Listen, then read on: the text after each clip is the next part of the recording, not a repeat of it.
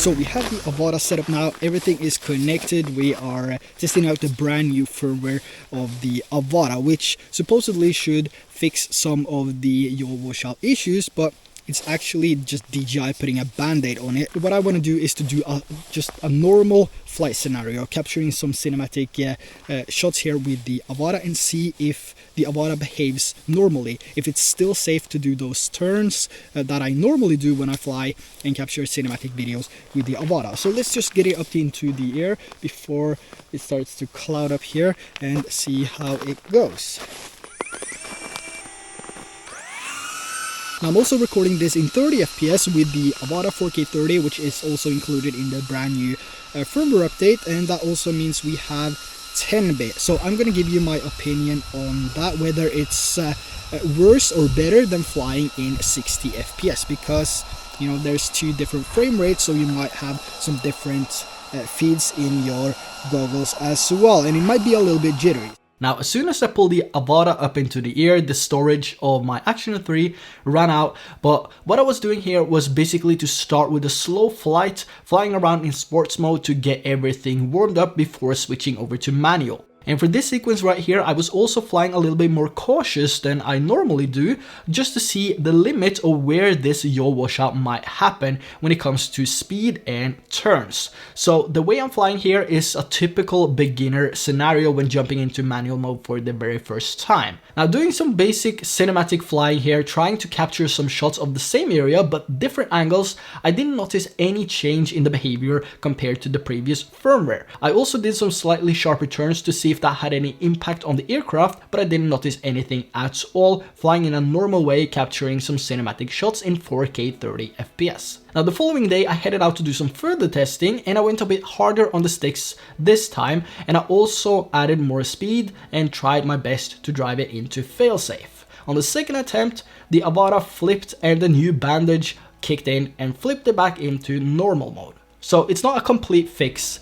You will still experience your washout if you get to that limit of where it happens, but the bandage that DJI put on the FPV drone, you know, it helps. It's hard to tell exactly where the limit is when it comes to the tipping point of how fast and sharp you need to turn for the AVATA to fall into failsafe and prevent a yaw washout. But as for normal flying, shooting some cinematic videos in manual mode, I can't see any issues with this drone. Even though my flights are quite similar to the crash I had when I first got this drone, being aware of the issue really helps. And it helps you fly in a safe way, and for cinematic videos, there's no cinematic in sharp turns. So a few tips here is to take the AVATA high up into the air and then do your own testing to see where is the limit of this yaw washout and practice yourself on recovering. Despite DJI having the bandage on the AVATA, it's really important to know the limits of when this is happening. At low altitude, the failsafe might not even be enough to save your drone, so if you aim to be an active drone pilot with the AVATA, the more you know about this drone, the better flight experience you're gonna have. Another tip here is to get familiar with the turns of the motion controller. The motion controller has its limits for how sharp and fast you can turn, so getting familiar with the motion you see in your goggles will also help you once you get into manual mode.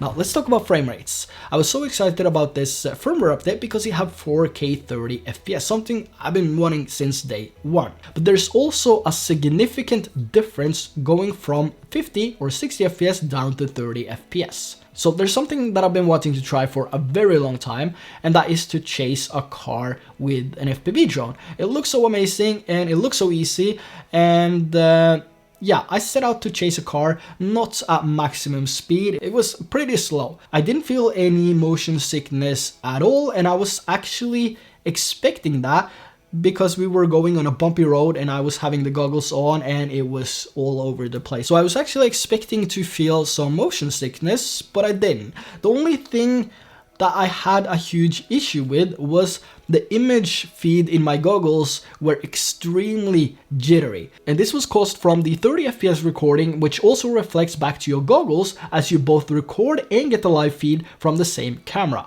I also did a comparison test with 30 and 50 FPS where I normally do my testing, and because it's an area which I'm familiar with, I could do a more thorough test. So starting with 30 FPS here and doing some cruising around the area, I did feel that something was off.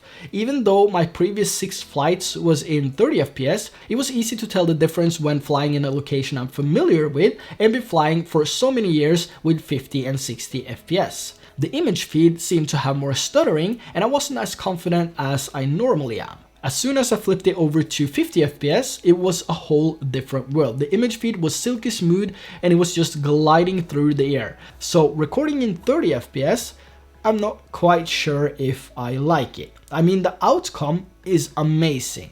4K 30 FPS DC in like 10-bit, it's stunning. But I can't really sacrifice the safety when I'm flying, and when you fly in 30 FPS, you're gonna have a worse feed in your goggles than you would have with 50 and 60 FPS. But it seems like I need to get myself a GoPro Hero 11 Mini if I'm gonna fly this with 30 or 24 FPS. But of course, for some scenarios, recording in 30 FPS with the Avata wouldn't be a problem at all. Like these shots which you see right here, where I'm flying a bit slower and not too close to any obstacles. It's the perfect example for shooting in 30 FPS, and you're still gonna have a pretty good and stable feed in your goggles. You're not gonna have much stuttering when you fly slow and when you fly in bright conditions and so on. But as soon as you gain that speed and you fly close to obstacles, you might see some stuttering in your feed. And if you're a brand new FPV pilot and this is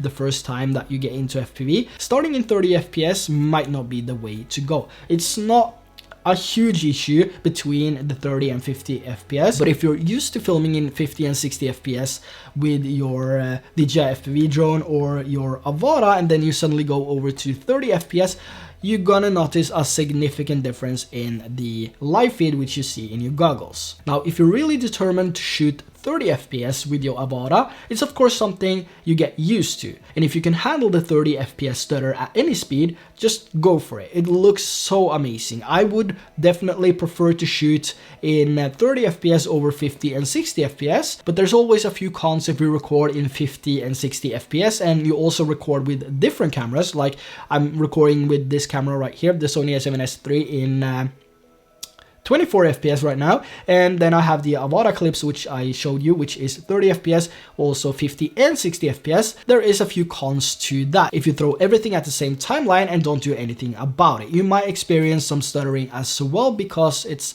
different frame rates. So that means if you're gonna have a silky smooth outcome on your video without any stuttering, you need to slightly speed up the clip in post and add something like optical flow to remove the spikes and the stuttering from the 50 FPS clip when it's put on a 24 FPS timeline. So you don't really need to slow it down to 50%.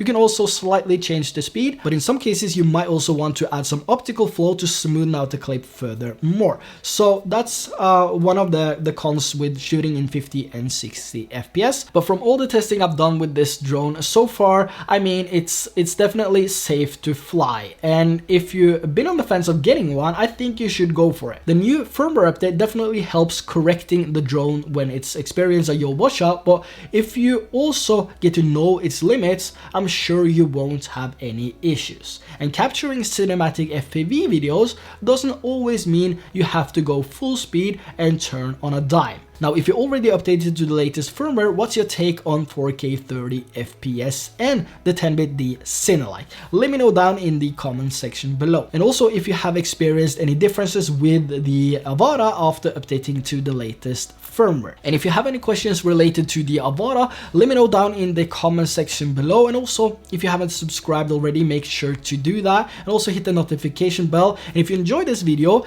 give it a like for the algorithm. That would be really appreciated. So until next time, take care, fly safe, and I will see you in the next video.